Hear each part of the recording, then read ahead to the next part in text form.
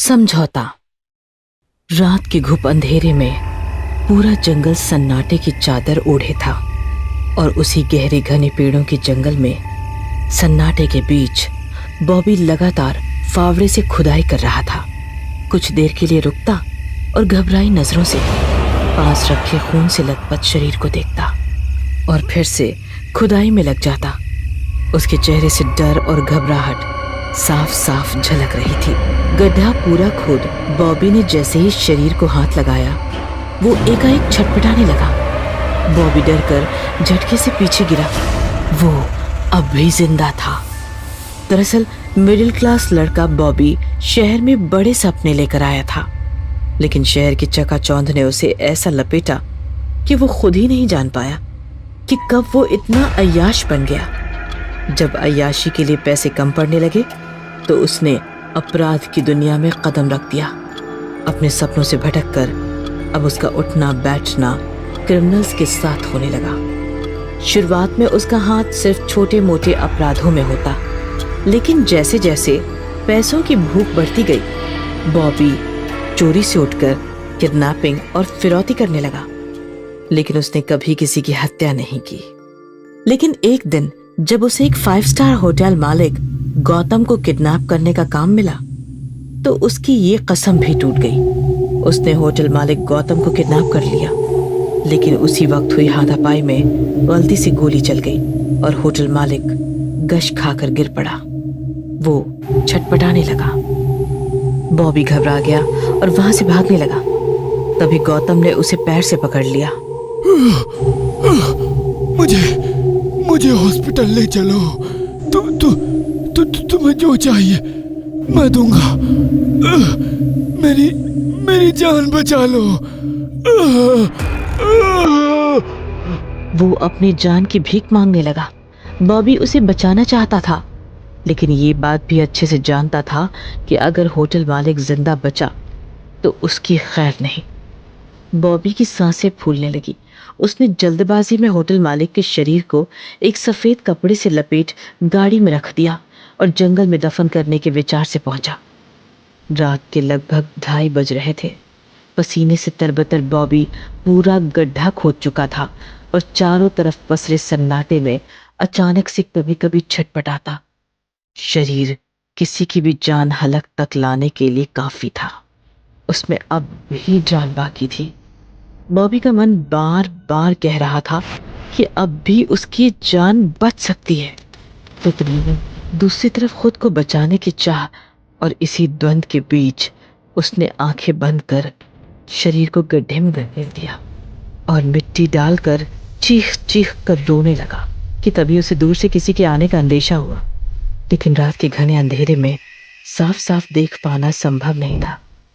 बॉबी ने पास रखी टॉर्च को जलाया और आसपास देखने लगा। कौन है?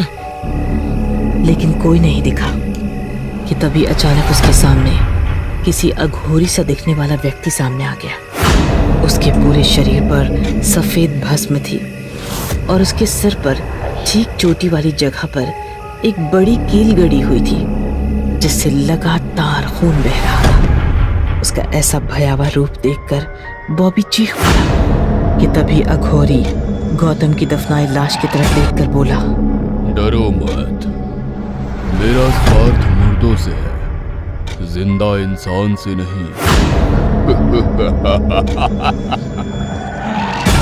और वो हंसने लगा।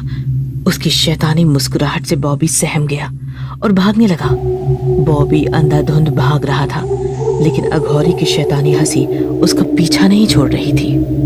वो जितना दूर भागने की कोशिश करता, आवाज उतनी ही नजदीक से आती और बॉबी के भागते कदम तब रुके जब उसने देखा कि वो फिर से उसी जगह आ पहुंचा है जहां से उसने भागना शुरू किया था। बार बार ऐसा होने पर बॉबी घबरा गया और उस अघोरी के पैरों से लपेटकर जान की भीख मांगने लगा। छोड़ दो मुझे, भगवान के लिए छोड़ दो। मैं इसे मारना नहीं चाहता था, ये गलती से हो गया। भगवान से किस माफी की उम्मीद रखता है? भगवान किसी को माफ नहीं करता। उसमें इतना बड़ा दिल कहाँ? अगर अपराध की माफी चाहता है तो शैतान की शरण में चल, समझौता कर उनसे, शैतान को खुश कर। अगर शैतान को समझौता कर लिया तो सारी दुनिया कदमों में होगी। उसकी शक्तियों के आगे तेरे भगवान की माया भी धूल चाटती है। समझौता? कैसा समझौता? ये दुनिया एक संतुलन में चलती है, किसी व्यापार धंधे के जैसे। अगर तुम्हें कुछ चाहिए तो तुम्हें उसके बदले की कीमत चुकानी होगी। मैं कुछ भी करने को तैयार हूँ, बस बस बस मुझे बचा लीजिए। हाँ। तो चल। बॉबी अघोरी के पीछे पीछे गया और एक गुफा तक पहुंच गया। गुफा में एक शैतान की मूर्ति लगी थी और उसके सामने ही कंकालों का ढेर लगा था, जिसमें तकरीबन 15 से 20 इंसानी कंकाल भी थे, जिसकी बदबू से बॉबी का दम घुटने लगा। उसने हाथ से मुंह ढकते हुए पूछा, बाबा, ये सब क्या है? ये शैतान की भेंट है। और उसके बाद अघोरी मूर्ति के सामने बने कुंड के पास बैठ गया। अघोरी के हाथ घुमाते ही कुंड में खुद ब खुद आग प्रज्वलित हो गई। बॉबी को कुंड के पास बैठाकर पूछा, अगर थोड़ी सी भी भूल हुई तो जीवन की आखिरी भूल होगी। मैंने सोच लिया है, मैं सब करने को तैयार हूँ। अघोरी ने बॉबी को शर्त बताकर गौतम की दफनाई लाश का गोश्त लाने को कहा। बॉबी शैतान से इतना प्रभावित हो चुका था कि उसने गौतम की लाश को खोद कर निकाला और उसके गोश्त के साथ साथ उसका सिर भी काट लिया और शैतान को भेंट कर दिया। ये देख अघोरी प्रभावित हुआ और बॉबी से कुछ मांगने को कहा। बॉबी ने गौतम के कटे सिर की तरफ इशारा करके कहा, मैं इसकी होटल का मालिक बनना चाहता हूँ और अपराध की अंडरवर्ल्ड दुनिया का सबसे बड़ा आदमी बनना चाहता हूँ। और फिर समझौते की अगली ही सुबह गौतम के घर में सिलेंडर फट गया और पूरा परिवार एक बार में हो जाकर मर गया। और फिर बॉबी ने होटल पर कब्जा कर लिया। शैतान के समझौते के बाद बॉबी बेलगाम घोड़े सा हो गया। एक ही दिन में लाखों की ड्रग्स की तस्करी करने लगा और बेशुमार पैसा कमाने लगा। जो भी उसके रास्ते में आता वो उसे मार देता। एक रात बॉबी तस्करी के लिए जा रहा था, तभी चेक पोस्ट पर पुलिस ने उसकी गाड़ी रुकवाई और गाड़ी की तलाशी के लिए कहा। पहले बॉबी ने समझाने की कोशिश की कि गाड़ी में कुछ नहीं है, लेकिन वो फिर भी नहीं माना। तो बॉबी ने गाड़ी की डिक्की खोल दी। डिक्की में ड्रग्स का ढेर देख हवलदार की आंखें फटी रह गई। हवलदार बाकी पुलिस वालों को इत्तला करने के लिए मुड़ा तो बॉबी ठीक उसके पीछे खड़ा था और देखते ही देखते उसका रूप बदलने लगा। उसके सींग निकल आए और चेहरा लाल हो गया। उसका भयावह रूप देख हवलदार चीख पाता उससे पहले ही बॉबी ने उसे जानवर की तरह नोच डाला और वहां से निकल गया। इसी तरह एक एक करके उसने अपने खिलाफ के सभी लोगों को मार डाला। अंडरवर्ल्ड की दुनिया का किंग बनने के बाद बॉबी अय्याशी में इतना डूब गया कि उसने शैतान की भेंट चढ़ाना ही बंद कर दिया। उसके धीरे धीरे शैतान बॉबी पर हावी होने लगा और शैतान बॉबी के जरिए इंसानों को मारने लगा। और सारी हदें तो तब पार हुई जब इंसानी गोश्त के तलब में उसने अपनी ही माँ को मार दिया और उसके बाद अपने पिता और परिवार को खत्म कर दिया। ये सब होता देख बॉबी ने आपा खो दिया। उसने अपने काम से दूरी बना ली।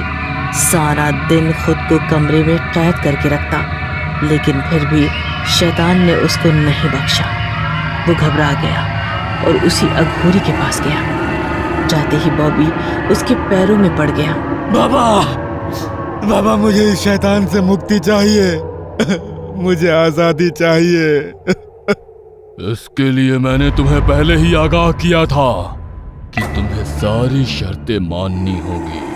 गलती हो गई, लेकिन अब मुझे इससे दूर जाना है। ये सब मैं नहीं कर पाऊंगा बाबा, नहीं कर पाऊंगा। ठीक है, लेकिन इसके लिए तुम्हें एक विधि से गुजरना होगा।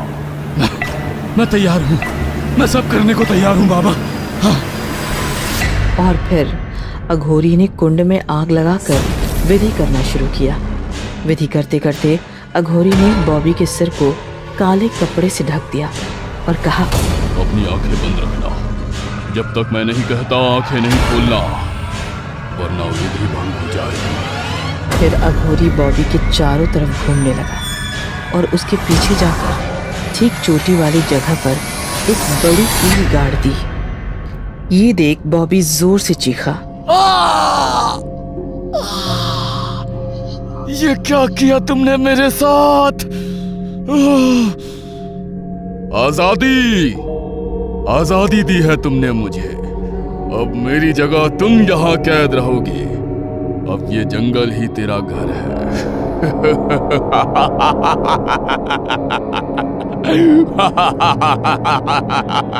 और अघोरी अदृश्य होने लगा। नहीं, नहीं, तुम ऐसा नहीं कर सकते मेरे साथ। रुको, कहाँ जा रहे हो तुम?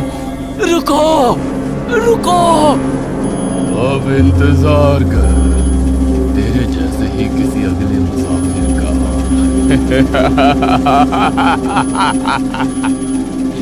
नहीं, नहीं, नहीं।